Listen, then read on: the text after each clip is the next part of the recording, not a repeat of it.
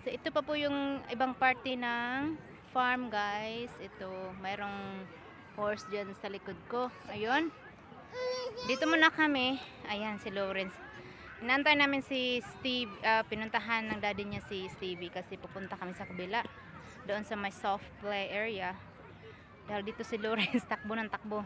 Dito kasi ano na to, pang malakihan baga ay mga ano na, yung may bouncy, tapos yung sa tunnel.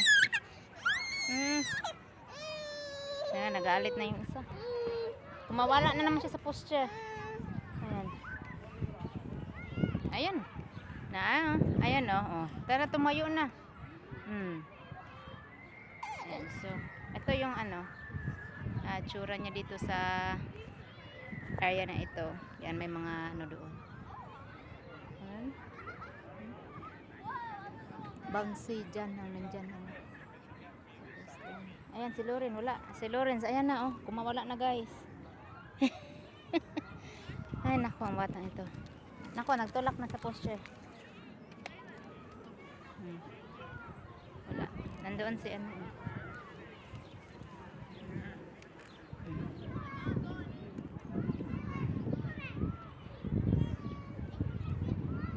No?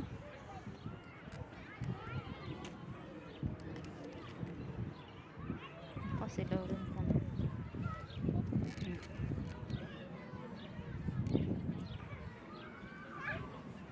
You want to see the horse? Be careful, be careful.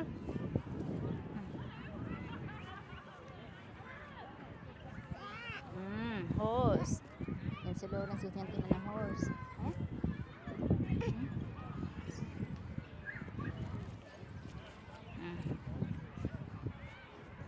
Yan o, yan si daddy.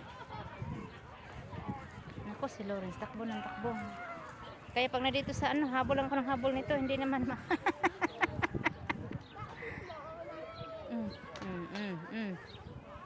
Babalik na naman siya doon. Oh. Ako si Lawrence. Tara. Tara. Tara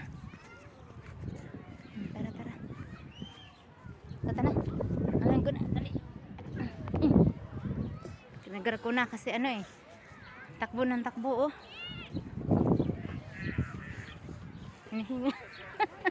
Ano siya ga? Masyadong excited din ka.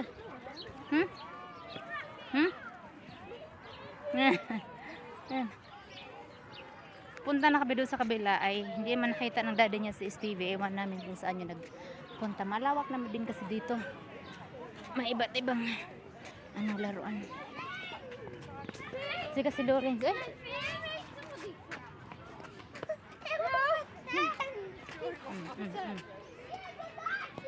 Tumatakbo eh.